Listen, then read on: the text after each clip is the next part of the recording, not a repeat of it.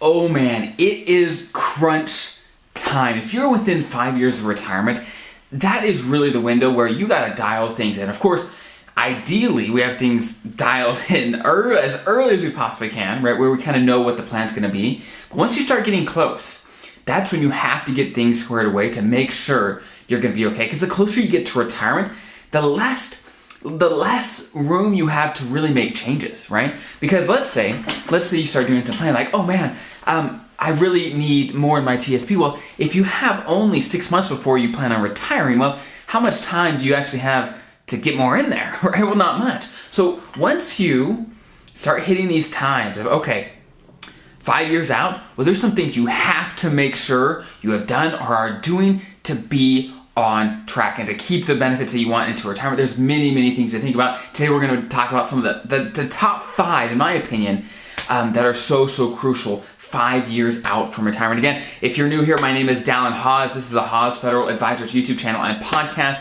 Welcome, and all the time we talk about how you as a federal employee can retire comfortable and confident, get the most out of your federal benefits. So we're going to dive right in and start right here. And the first thing that we're going to talk about is so crucial is being able to keep the insurance that you need into retirement. Because honestly, if you aren't eligible to keep your health insurance when you want to retire, well, that's going to be tough to retire unless you are at least 65. Maybe you could do Medicare, but even that's not ideal, just having Medicare. As a federal employee, ideally you want to be able to keep your health insurance. That's one of your best benefits. Now, if you're on TRICARE, there's some nuances here, but as a federal employee not on TRICARE, you want to be eligible. So the first thing that you have to do and know about health insurance is there's some eligibility requirements, right? First, to keep your health insurance, you have to retire with what they call an immediate retirement, basically being eligible to get a pension right away, right? And if that's you, that's one of them.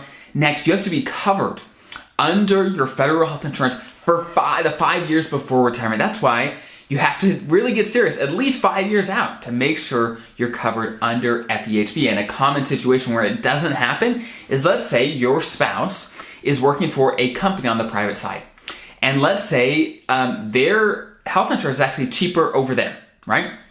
Well, if you're on their plan and you do not get on your federal health insurance within the 5 years before retirement, well, either you got to work longer or you can't keep your federal health insurance into retirement. And often your spouse who works for a private company won't be able to keep their health insurance either. That's generally not what a private company does. So you want to make sure you're covered for at least the 5 years before retirement if you want to keep your federal health insurance into retirement. And of course, the last eligibility requirement, and it's kind of built in, is what on the day you retire, you got to be covered. You got to be covered under FEHB.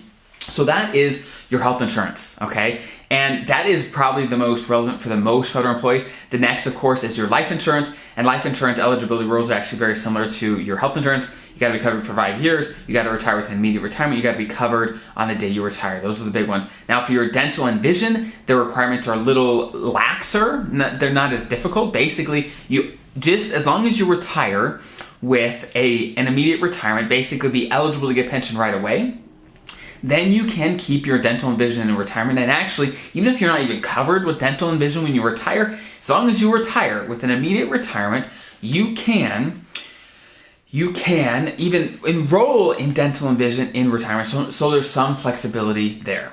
Now, the last thing I want to know when we're talking about insurance is you want to have a plan before you retire, ideally at least 5 years out, on what you're going to do with Medicare. Now, this plan can change in the future. That's totally okay, and it probably will, because I'm sure the rules will change, laws will change.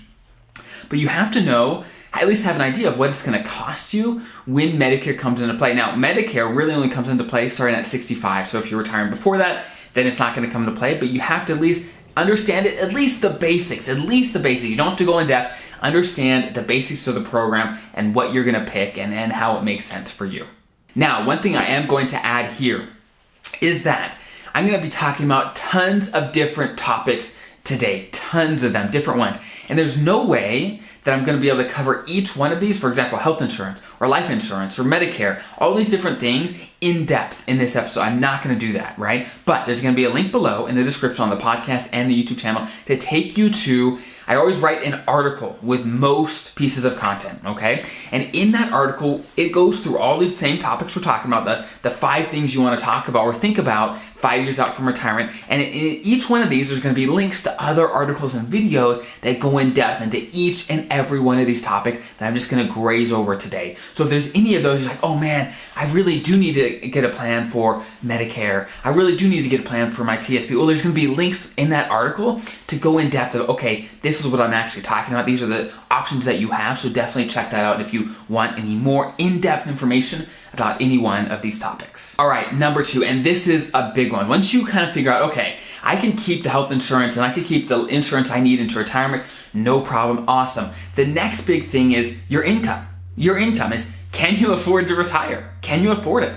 And to answer that question, you have to, of course, know your pension inside and out, know what you're gonna get, know how it's calculated, get an estimate from your agency. So, okay, how much is my pension gonna be after taxes, after survivor benefits, after everything comes out that's gonna come out, right? Because often it could be a big difference between your gross pension and then what's actually left at the end of the day. You have to know that. Again, if you wanna know how to calculate your pension, there's a link below in the article, like I said, check that out. Next, Social Security. What's your plan on Social Security, right? That's often a big part of your retirement, right? And so you want to come up with a strategy before you retire on what you're gonna do. Now that strategy can change later. Maybe your strategy is like, hey, I don't need Social Security right away, but I'm gonna delay it some, but I don't know exactly how long. That's fine. Just have a general idea of how the program works so that you're not blindsided down the road of, oh man, I didn't know how this works.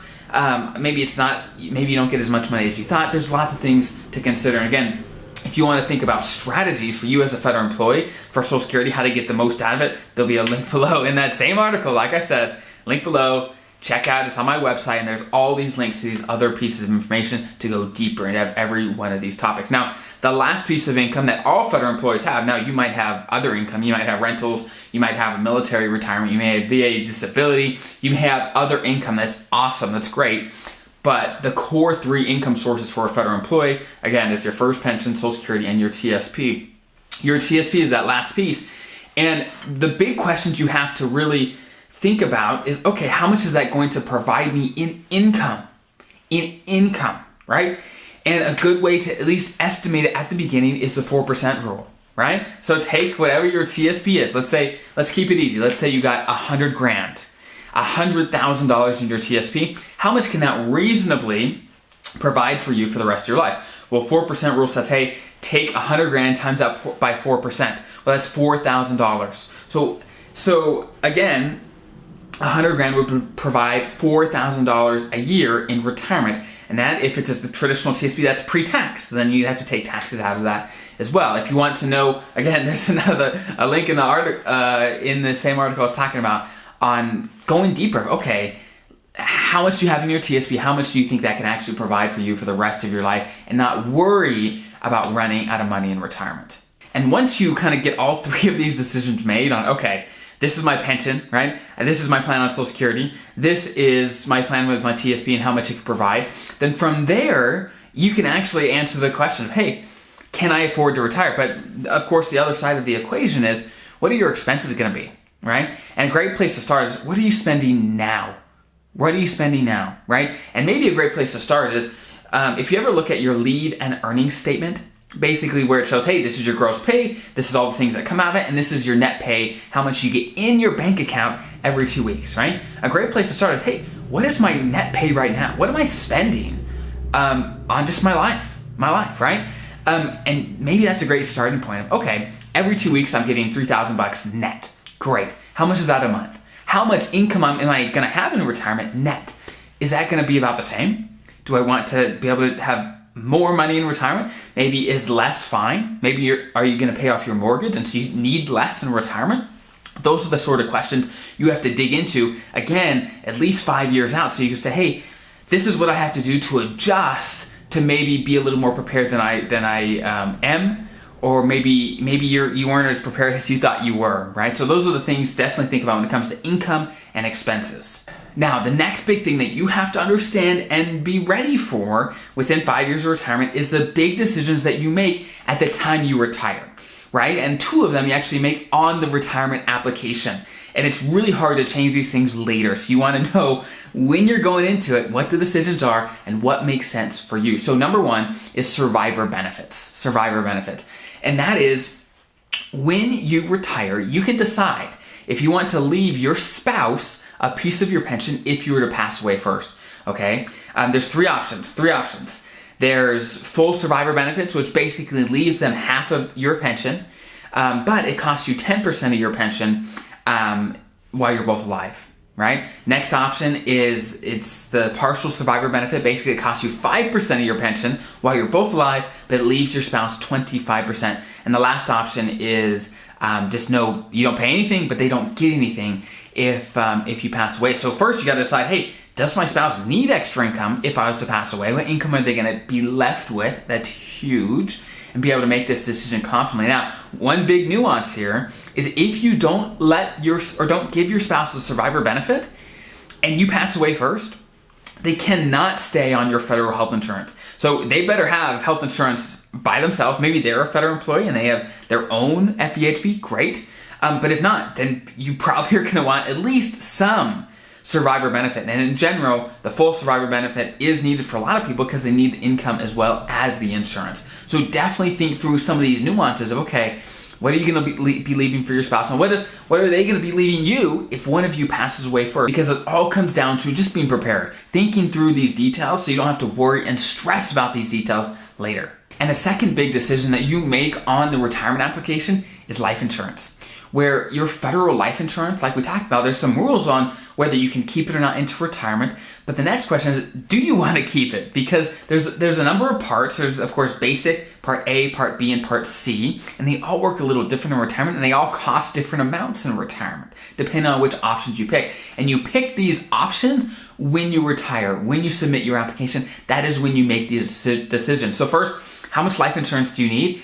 And once you know that, what is the best option out of the 4 that you might have with the government to keep? And again, the federal life insurance can get quite expensive into retirement. And so you definitely want to think, okay, how much do you need? And if you don't need it, great. You don't have to pay for it, right? But if you need some, you want to make sure that things are dialed in and you're not paying more than you have to. Now, the next big decision you make about retirement time, it's not on the retirement application, but it's about retirement time that you certainly want to be thinking about it, is what you're going to do with your TSP. And what I'm talking about here is, okay, are you going to keep the money in the TSP, in the thrift savings plan? Are you going to move it to an IRA, right?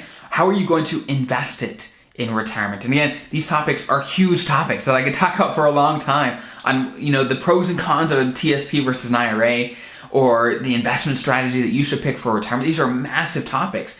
But these are the sort of things that you got to have in your brain so that you're not, in shell shock, right? When you're tired trying to make all these decisions at once. Because when we get decision fatigue, when we're trying to make so many decisions at once, first, either we clam up and do nothing, and that's terrible, right? Second, we make bad decisions. You don't want to do that. You want to plan over time, and over time your knowledge base and your confidence in this kind of stuff is just going to rise exponentially. So that's the sort of thing you want to make these decisions over time. And again, if you want to know more about the pros and cons of an IRA or the TSP in retirement, there's a link in the article I said on my website. Check out the description below. Or if you want to figure out, hey, what's the best retirement investment strategy for me? Again, there'll be a link to an article all about that below as well. Now, the fourth big thing that you have to really square away within the 5 years before retirement is making sure that your documentation for your career is perfect. You don't want any mistakes there, because when it comes to, of course, your pension, how much that's going to be, and your eligibility to retire when you want, and with the benefits you want, like your health insurance, all these things, it comes down to your career and how many years of service you have. And so if the documentation isn't correct, right, or there's mistakes on your SF50s, your standard form 50s, which document a lot of the changes in your career, if there's mistakes, typos, things like that, that is where big mistakes happen with OPM and just with processing applications, where there's delays and big issues that happen. And some people just get incorrect amounts for their pension even in retirement because there's mistakes. So what you want to do is you want to go and check all your standard form 50s, right? If you don't know where those are, talk to a coworker. It's generally in your EOPF, your electronic official personal folder, right? Personnel folder. It's generally in there, right? So check that out. Make sure everything looks right. And especially if you have weird service like part-time service, intermittent service, leave without pay, military time, anything like that that's out of the ordinary, not full-time stuff, you want to make sure everything is well documented.